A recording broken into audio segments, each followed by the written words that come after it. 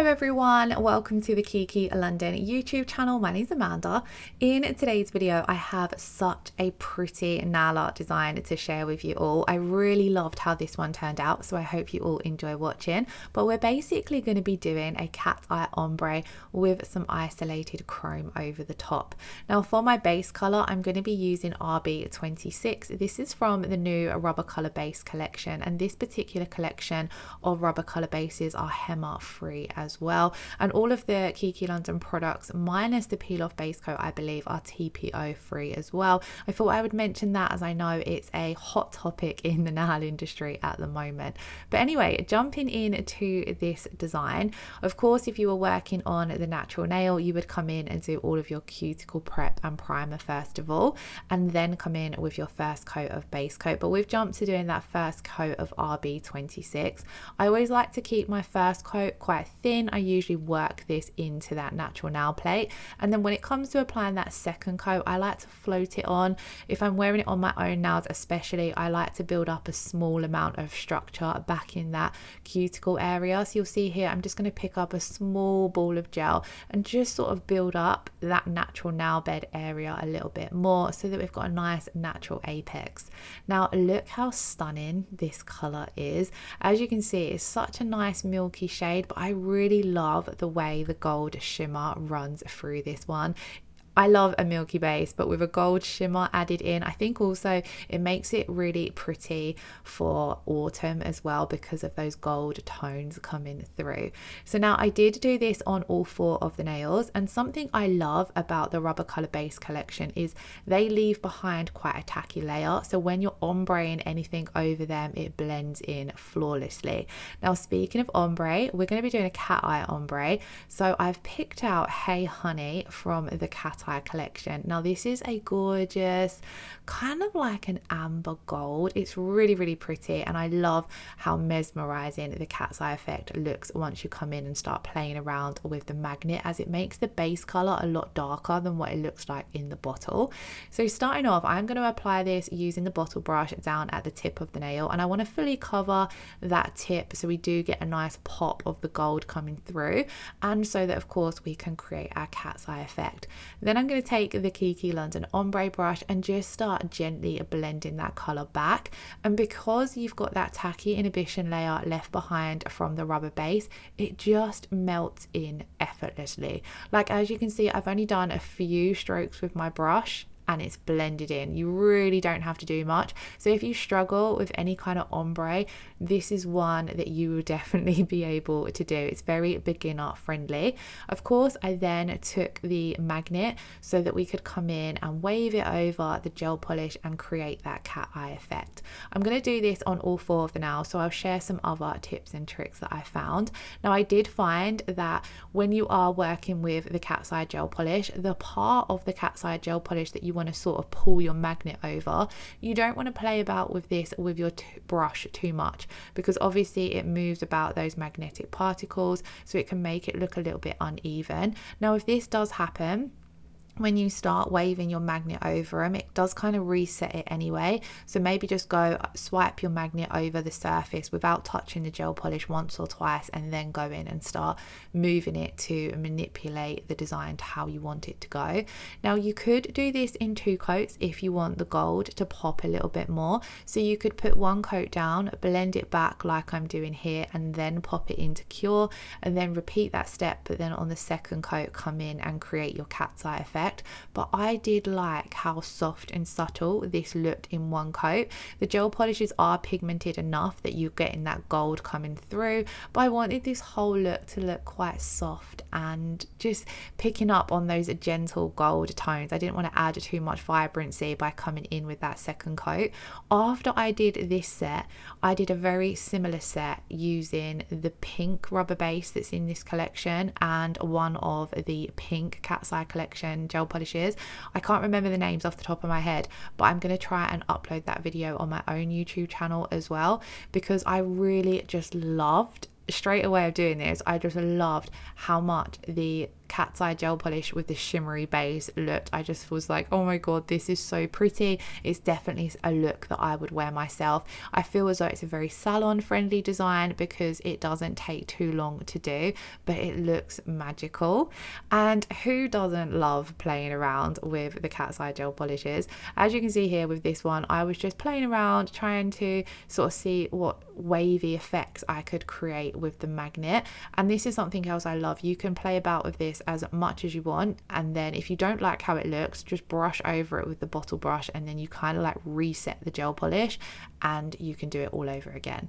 Now that I've got my cat's eye ombre done, we did pop that in to cure for 30 seconds, and on 2 of these nails I want to do some isolated chrome. So when I'm doing isolated chrome, I like to come in and apply a matte top coat. If you're doing isolated chrome, wherever you don't want the chrome to go, it needs to be as matte as you can possibly get it, because the chrome will stick to anything shiny or anything a little bit tacky. So I'm going to come in on both the nails and apply a thin coat of the no wipe matte top coat, and then we're going to pop these in to cure for 30 seconds. Now I'm going over, I want to make sure that I'm fully covering the entire nail, getting right around those tips, sealing in all of that design, giving us a nice smooth base to work on top of, but most importantly making sure that I've got a super matte surface and that the chrome is not going to like stick around the edges. Now to ensure that this is fully matte and make the isolated chrome a little bit easier, I do also like to come over the top of the nail with the 180 grit side of the Kiki London buffer and just gently buff over the entire nail. Now when you are buffing, you might notice you're going to create a little bit of dust on the surface of the nail. So I'm going to wipe over this with an alcohol wipe as well, just to make sure it's super clean before we come in and start applying our gel paints. Speaking of gel paints, for the design today, I'm going to go in with the Kiki London black gel paint, and this is what we're going to apply our chrome into to create that isolated effect. Now if you don't have the gel paints, you can do this with a no wipe rubber top coat as well, but it is a lot easier with gel paint. One, because of the consistency. The gel paints have a slightly thicker consistency to your regular gel polish or your regular top coat, so they don't flow as easy on the nail, or they won't bleed, for example. So when you're trying to get crisp, sharp lines, it's a lot easier to do that with the gel paint compared to your no wipe top coat. And then also, because the gel paint is black, when you're coming in with your gold mirror chrome or whichever color mirror chrome you've chosen to use, it's going to really pop because it's got that pigmented black base behind it. So what I've done is I've taken a small amount of the gel paint, popped it down onto my palette. I've really worked my stripe liner brush through it to load up a small amount of the gel paint and then brush some of the excess off. And then I've seen these designs all over TikTok and Instagram. I feel as though they've been quite trendy, the kind of metal wavy look that's done with chrome or metallic gel paints. So again, if you didn't feel comfortable doing this design with gel paints or the chrome, or if you wanted a slightly different look, you could go in with just the metallic gel paints that Kiki London do. So we do have a gold, a silver and a rose gold, and then the gold especially would look quite cool in this design, but they give off quite a metallic effect and I wanted that more mirror chrome effect. So that's why I thought I would do this today with isolated chrome, and I absolutely love isolated chrome, especially when you're applying it this way. So once I've done my design on the nail, I'm just doing this on 2 of the nails, and I just want these kind of like wavy lines coming across. I'm not quite sure what this design is called, by the way. It just has that metal look, so that's kind of what I've just been calling it in my head. But once I've got this done on both of the nails, I'm going to pop this in to cure for 30 seconds. Sorry, I take that back. We're going to pop this into cure for 60 seconds because the gel paints do require a 60-second cure, and you want to make sure they are fully cured before you come in and apply your mirror chrome. So for the mirror chrome today, I chose the gold, keeping with the whole gold theme that we've got on the base of this. So I'm going to take my silicone tool, dip it into that chrome powder and tap off some of the excess. You don't want to go in with loads of chrome powder because you're only covering a small amount of the nail. And then I'm just going to rub this in to that black gel paint that we've cured. I like to go in a circular motion and then up and down, making sure it's all fully burnished in, and then I go over the top with the clean end of my silicone tool just to really rub that in. And then we're going to take the Kiki London dust brush and give this a really good dust to get rid of any of that excess chrome. And then ideally your chrome should only be stuck where you applied your gel paint.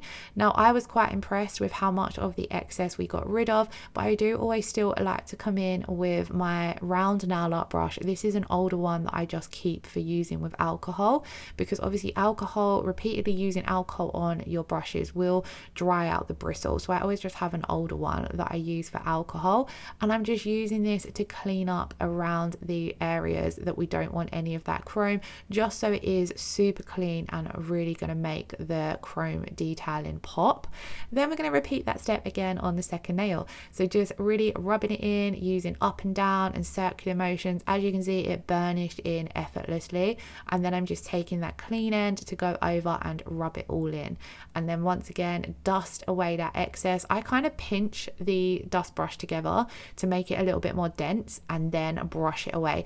You do not want to brush it away with a harsh nail brush or anything that's got quite hard bristles. You want to make sure you're using something nice and soft, because we haven't actually sealed in the chrome yet. So if you go in with a too hard brush, it might remove more of the chrome than you want to.